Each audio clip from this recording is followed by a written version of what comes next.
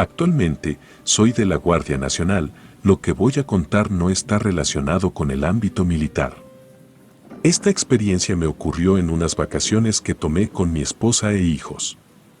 Viajamos a Colombia, fuimos a un lugar hermoso, una cabaña, lo mejor de todo era el río que pasaba cerca. Las aguas del río eran tibias, la zona era tranquila, solo se escuchaban algunas aves. Al anochecer, salí junto con mi hijo mayor a buscar algunas ramas o lo que sea para hacer una fogata. La cabaña tenía microondas, pero queríamos pasar un rato afuera, en lo fresco. Caminamos por la orilla del río mientras levantábamos ramas secas, íbamos platicando, apreciábamos el paisaje. De pronto escuchamos que algo crujió y se arrastró, ambos nos quedamos quietos, sospechamos que se trataba de un animal, y debía ser uno bastante grande, pues a los pocos segundos se escuchó un gruñido, como si fuera un felino. Podíamos escuchar cómo inhalaba y exhalaba, sonaba bastante pesada su respiración, igualito que un animal furioso. Debía estar cerca, pero entonces del otro lado del río, de entre los árboles, pude ver que se asomó un gran rostro, con prominentes ojos blancos. Nos estaba mirando directamente. Esa cosa estaba lejos, lo que significaba que había al menos dos de esas criaturas, la que estábamos viendo y la otra que estábamos escuchando. La bestia de ojos blancos avanzó un poco hacia adelante, saliendo de los árboles y quedando al descubierto, andaba en cuatro patas, su cuerpo era deforme y alargado. No sé por qué razón, pero el aire empezó a sentirse pesado, denso, a tal punto que empezamos a sentir que nos íbamos a asfixiar. Pero aún así no movimos ni un músculo, sin duda alguna no queríamos hacer enojar a esos monstruos. Lo que más me preocupaba era que la respiración pesada y agitada parecía estar a pocos metros de nosotros, y la cosa de ojos blancos ya estaba en la orilla del río. Entonces, en lo alto de uno de los árboles, pude ver el rostro de la cosa que habíamos estado escuchando respirar, era como un perro sin pelo, de piel pálida, estaba de cabeza. Quizá era por la poca iluminación, pero me pareció verlo sonreír. Yo estaba completamente hipnotizado viendo sus brillantes ojos blancos, parecían dos focos, luego lentamente se fue perdiendo entre las ramas y se alejó. Me había quedado tan inmerso en esa mirada, que ni siquiera supe en qué momento mi hijo se fue, no hubo ningún ruido, no lo escuché correr y tampoco escuché que se lo llevaran, mi hijo simplemente había desaparecido en un instante. Volteé hacia el río, y la otra bestia tampoco estaba.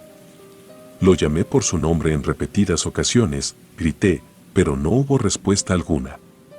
Me puse a caminar deprisa alrededor de la zona, busqué huellas en la tierra, alguna marca, cualquier cosa, hasta que dentro del río, vi que estaba flotando una pulsera que yo le había regalado a mi hijo. Corrí y la tomé. El río era un poco profundo, no demasiado, pero no se podía atravesar caminando, la corriente era un poco fuerte. Recuerdo que pensé que quizá cuando yo me distraje mi hijo se había acercado mucho a la orilla y había resbalado, era la mejor idea que tenía en aquel momento. Me asusté y entré en pánico pensando que mi hijo se podría ahogar, empecé a ir en la misma dirección que la corriente del río mientras le hablaba y trataba de ver si de casualidad lo veía debajo del agua o lo que sea. Saqué mi celular y llamé al 123, que es el número de emergencia en Colombia, pedí ayuda, expliqué lo que estaba pasando y luego continué buscando a mi hijo. Del otro lado del río vi uno de sus tenis, yo no me puse a pensar en cómo era posible todo lo que estaba pasando, no me importaba, lo único que yo quería era encontrar a mi hijo. Me crucé nadando, perdiendo mi celular al instante, ahí cerca había unas huellas, muy separadas entre sí, demasiado diría yo. Las seguí, se metían en la selva, quizá unos 200 metros, no más, ahí estaba la entrada a una cueva, en las faldas de una elevación rocosa. Era de noche, mi única iluminación era la luna, no podía usar la linterna de mi celular porque lo había perdido en el río, definitivamente no podía meterme en esa cueva, sería una acción inútil. Maldije con fuerza, entonces desde el interior de la cueva salió un grito lleno de dolor. Lo primero que pensé fue que se trataba de mi hijo, así que me metí a la cueva, me adentré todo lo que pude, que no fue mucho porque a los 3 minutos de haber entrado casi resbalo, no veía nada. No podía seguir avanzando, tenía que volver a la cabaña por algo para iluminar. Maldije nuevamente, salí de la cueva y comencé a correr con todas mis fuerzas. Cuando estuve de vuelta en la cabaña tuve que contarle a mi mujer lo que estaba pasando, le pedí su celular para poder usar la linterna, le dije que la ayuda llegaría en cualquier momento y le expliqué cómo llegar hasta la cueva para que le dijera a las personas y me alcanzaran allá.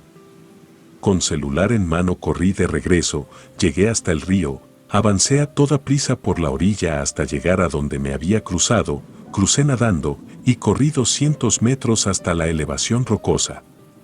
Encendí la linterna del celular y con andar despacio y cauteloso me adentré en la cueva. Tantos años de entrenamiento me habían servido, no me sentía cansado a pesar de haber corrido como 2 kilómetros en 10 minutos. La cueva era húmeda y fría, había mucho silencio ahí dentro, se sentía como si el tiempo corriera más despacio, no sabría explicarlo con precisión, era una sensación demasiado extraña, algo que jamás había sentido en ningún otro sitio. Avancé y avancé, y la cueva parecía nunca tener fin, era como por cada metro que yo avanzaba, la cueva se hacía 2 metros más grande. Me tiré al suelo de rodillas y grité el nombre de mi hijo, nadie me respondió, pero a lo lejos alcancé a distinguir varias brillantes luces blancas, de inmediato supe de qué se trataba. Esas luces eran las mismas que yo le había visto a las 2 grotescas criaturas con las que nos habíamos encontrado mi hijo y yo. Así que, si esa cueva era donde vivían los monstruos, entonces ahí debería estar mi hijo, tenía una corazonada que me lo indicaba. Quise acercarme un poco más, pero a los pocos metros las bestias me empezaron a gruñir, lo hicieron de forma tranquila, lo sentí más como una advertencia que como una amenaza. Ahí, muy a mi pesar, caí en cuenta de una cosa, la realidad era que yo no podía hacer nada para salvar a mi hijo, para empezar no traía arma, y esas bestias me superaban en número, el simple hecho de intentar algo hubiera sido cavar mi propia tumba. No es que yo fuera egoísta, o que no me importara mi hijo, simplemente es que no podía ayudarlo, no estaba en mis manos en ese momento, tenía que esperar a que llegara la ayuda y ya entre todos quizá tuviéramos alguna oportunidad. Entonces, me resigné, di media vuelta y caminé de regreso. En cuanto salí de la cueva me puse a pensar en si debía esperar ahí a que llegara la ayuda o si debía acercarme al campamento para encontrarlos en el camino y así llevarlos yo hasta la cueva, eso sería más rápido, así que fue lo que hice. Corrí de nuevo hasta la cabaña, ya me estaba sintiendo exhausto, ya habían llegado algunas personas, fui directo con ellos y les supliqué que me siguieran, un par de ellos traían armas con sedantes.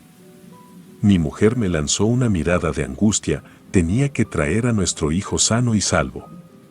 Mientras corríamos hacia la cueva les fui contando todo, ellos me dijeron que posiblemente se tratara de alguna especie desconocida, ya que la zona en la que estábamos conectaba con la selva del río Amazonas. Pero en contra de toda lógica, cuando llegamos ya no había ninguna cueva. Yo no me había equivocado, la elevación rocosa era la misma. Todos me miraron confundidos, yo me puse como loco, revisamos el perímetro y no encontramos nada. Nos pusimos a buscar en los alrededores, cubrimos una extensión total de más de 8 kilómetros cuadrados, tardamos horas, no había ni una señal ni de la cueva ni de mi hijo. Yo estaba destrozado, no sabía qué había pasado, volvimos a la cabaña, fue muy doloroso explicarle a mi esposa que había perdido a nuestro hijo. Fue muy duro.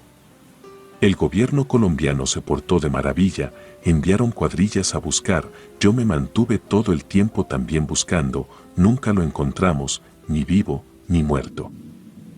Al lugar llegó una persona que conocía esa zona como la palma de su mano, entendía el terreno a la perfección, y cuando yo le hablé de la cueva, me aseguró que no había ninguna cueva en más de 50 kilómetros cuadrados.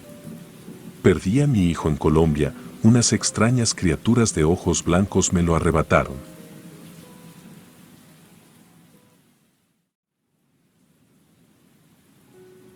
Siempre me he mostrado escéptico con las historias de apariciones de fantasmas en las carreteras y en general con las cosas paranormales.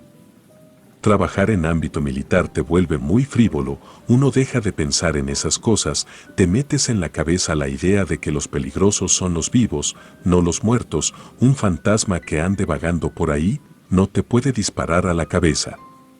Eso es lo que yo siempre les decía a mis compañeros cuando se ponían a hablar de ese tipo de cosas. Pero una noche, mientras nos trasladábamos de ciudad, a mitad de la nada, en la carretera, pasó algo que no me he podido quitar de la cabeza en todos estos años. En esencia era una noche como cualquier otra, simple carretera y oscuridad, pero había algo en ella que me mantenía inquieto mientras sostenía mi arma. Quizá fue el hecho de que no había visto prácticamente a ningún otro vehículo en un buen rato, además tenía la constante sensación que la noche era más oscura. Me sentía nervioso, inquieto, y creo que otros más también, nada más que trataban de disimularle, yo no, a mí se me notaba la incomodidad, lo sé porque uno me preguntó si me encontraba bien. Recuerdo que íbamos por la carretera 95D, que conecta a México con Cuernavaca. Cuando estábamos a la altura del monumento de Morelos, alcancé a ver a una mujer vestida de rojo a la orilla del camino. Todos los vehículos redujeron la velocidad cuando pasaron junto a ella, le preguntaron si necesitaba que la llevaran, eran como las 2 de la mañana y andar ahí sola era en verdad peligroso. Esa mujer tenía la piel más blanca que jamás había visto en mi vida, parecía como si le hubiera dado hipotermia. Se negó a subirse, pero al menos detuvo su andar, no volteó a vernos, de hecho, hasta ese punto no había visto su rostro ni una sola vez. Después la mujer empezó a murmurar alguna cosa, lo hacía con voz muy baja y no alcanzaba a oír nada.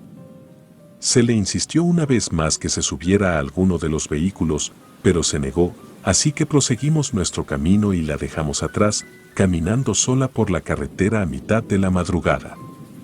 Antes de perderla de vista, volteé a verla, esa mujer nos estaba mirando muy feo. Continuamos avanzando como por unos 3 kilómetros, yo creo, cuando vimos de nuevo a la misma mujer, haciendo exactamente lo mismo, es decir, caminaba por la orilla de la carretera. Los conductores detuvieron los vehículos, aquello no era posible, debía tratarse de una confusión. Le echaron la linterna y sí, era la misma mujer que habíamos dejado atrás hace un rato. Los vehículos pasaron rápido al lado de ella, no me animé a ver a la mujer, la verdad sí tenía miedo. La sensación que tenía en esa carretera era de una soledad exageradamente grande, con una negrura demasiado oscura y una sensación de desconfianza total.